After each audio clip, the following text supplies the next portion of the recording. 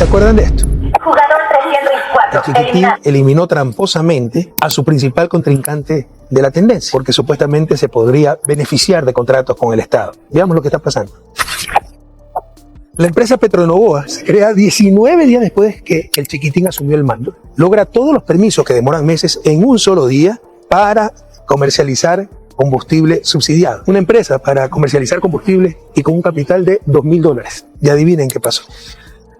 Petronovoa recibe 90.000 barriles de Petroecuador, pero vende más que todas las gasolineras del Triunfo juntas, porque triangula, recibe el diésel subsidiado y se lo vende a precios normales a, sobre todo, las industrias y empresas de Corporación Novoa, usando un multimillonario perjuicio al Estado, pero por supuesto, una multimillonaria ganancia para la familia Novoa. Mientras a nosotros nos aumentan el IVA, los sinvergüenzas triangulan combustible subsidiado para enriquecerse aún más. De acuerdo con el denunciante de Petronovoa, anularon en un día, después de la denuncia, 6.800 facturas del SRI, es decir, facturas ficticias para decir que estaban vendiendo combustible a los ciudadanos, cuando en verdad lo estaban enviando a las industrias. Y como cereza del pastel, esto fue precisamente lo que acusaron hace algunos meses al alcalde de Guayaquil, Aquiles Álvarez. Y lo más paradójico e indignante tal vez, no eran ellos los que estaban cometiendo el ilícito. En realidad es un descaro, ya es una patología, ¿no?, psicológica lo que están haciendo. Acusan al resto de lo que ellos precisamente cometen. Cuéntenme qué piensan.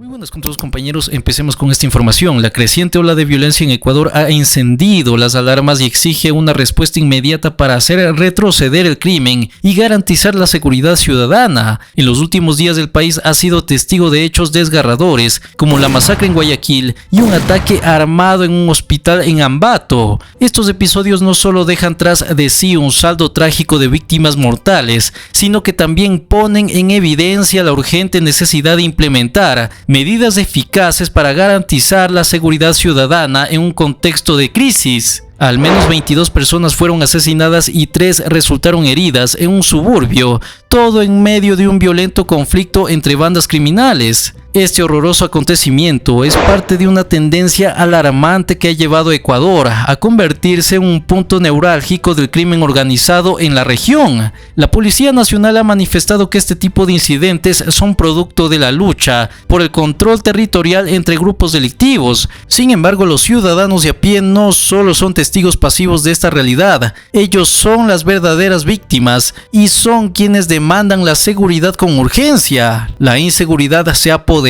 de las calles y el miedo ha comenzado a ser un compañero cotidiano en la vida de muchos ecuatorianos, mientras que el gobierno solo se preocupa de que, si pierden las elecciones, no se vaya a ir sin los bolsillos reventados de billetes. Si la masacre en Guayaquil ya había sembrado terror, un nuevo ataque, esta vez en el hospital de Ambato, exacerbó aún más la angustia nacional. En un acto perturbador, un grupo armado irrumpió en el hospital con el objetivo de rescatar a un detenido bajo custodia policial. Esta acción generó pánico entre pacientes, familiares y personal médico, demostrando que la violencia no conoce límites. 2 médicos y un guardia de seguridad resultaron heridos y persiste la pregunta: ¿qué tan seguro se siente realmente un ciudadano en una nación donde los delincuentes se atreven a atacar instituciones que deberían ser santuarios de salud y bienestar? Ecuador está en un momento crítico. La violencia que ha caracterizado los recientes meses no debe convertirse en una nueva normalidad, a pesar de que esto se quiera dejar pasar por alto, como Petronovoa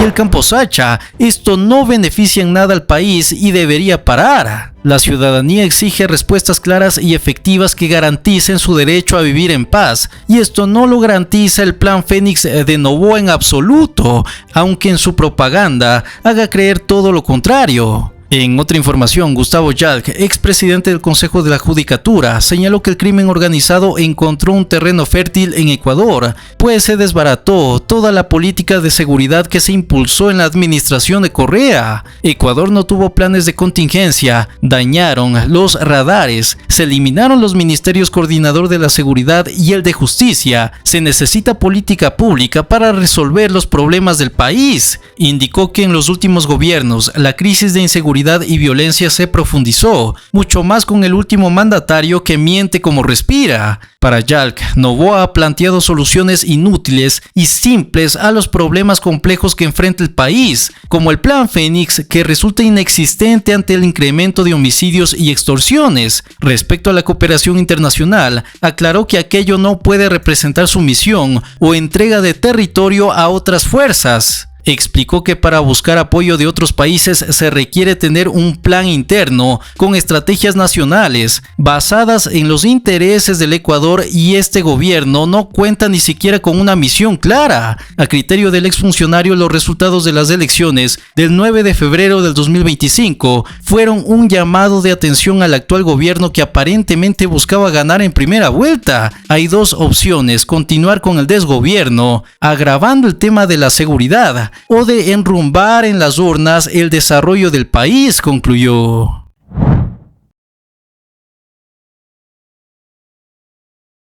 Durán, la ciudad más peligrosa 2024. Llegó con tanques, haciéndose el divino, y no resuelve nada. Es un tipo que no resuelve ni siquiera pensar. Y ahora le viene a decir a los mismos militares que utilizó para ese show de ese mega operativo, que tienen indultos y tienen no sé qué. Se dan cuenta que, señores, 25 muertos en una noche, tremenda masacre. Pero hace un año te dijeron que iba a haber seguridad. Hace un año te dijeron que había conflicto armado interno y que todo iba a mejorar.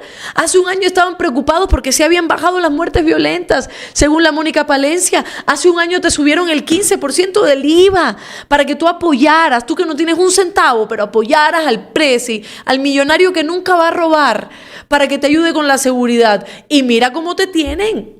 Más de 1.600 asesinatos en enero, febrero y marzo, señores. ¿Cómo va a terminar el 2025?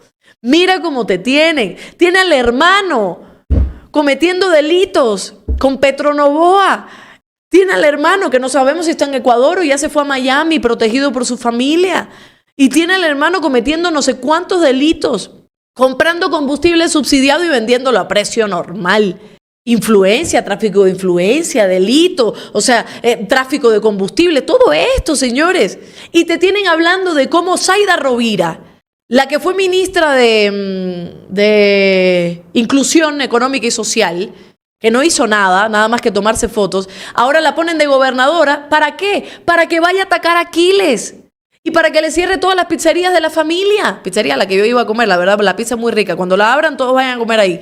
Y los tienen porque hay una cucarachita. No, señores, ¿saben dónde están las cucarachas? En Carondelet. ¿Saben dónde están las ratas? En Carondelet. La plaga que está viviendo Ecuador, que ni el ARSA ni cualquiera puede eliminarla, está en Carondelet, señores. Y te tienen hablando de otras cosas. Diana Salazar tiene que investigar cómo es posible que se le haya dado varios anticipos a Progen y que no nos hayan dado ni medio megavatio. Pero calladita la señora. Discúlpeme, porque es otra rata más. Es otra plaga más de la que está ahí en la justicia. Te lo tienen calladito. ¿No debería Diana Salazar empezar a hacer sus diseños gráficos sobre el tema de Petronovoa? No. Vamos a ponerle la fecha a la audiencia de Aquiles Álvarez. Tal cual el candidato presidente lo dijo, en 2 o 3 semanas, Ecuador empezará a recibir asistencia internacional para combatir el narcotráfico y el crimen organizado. Ahora pasemos de la retórica a la realidad. Apelar constantemente a la necesidad de un apoyo externo coloca a nuestras Fuerzas Armadas y Policía Nacional en una condición de duda, sospecha y subestimación sobre su real capacidad, experiencia y eficiencia en lo que les ordenó el poder político desde Carondelet. Y si es así, entonces tras la declaratoria del candidato presidente de llegar esa ayuda, en 2 o 3 semanas tendríamos que esperar que hasta ellos sigan ocurriendo crímenes violentos, extorsiones, secuestros, entre otros delitos. ¿O será que en esas 2 o 3 semanas, en plena campaña electoral, se realizará un show espectacular que intente incidir en la decisión de millones de electores? ¿Veremos acaso un ritual militar, policial y con toda la espectacularidad? ¿Y con eso nos volveremos a ilusionar con un supuesto ataque mortal al crimen organizado? ¿De verdad nos sigan jugando con la inteligencia de la ciudadanía, con el tiempo electoral, pero sobre todo con unas declaraciones que al final quedan en eso, en nada? Y para finalizar, finalizar, los diplomáticos dicen que es muy difícil apoyar abiertamente al gobierno actual, tomando en cuenta que el 24 de mayo podría haber un cambio de mando. Ni sus amigos creen que triunfará en segunda vuelta. Y si eso es así, entonces las palabras del candidato presidente tendrán que verificarse en la realidad en 2 o 3 semanas, capaz y para ese punto ya se lleven lo que puedan del país, pero abre la puerta para que una nueva esperanza llegue.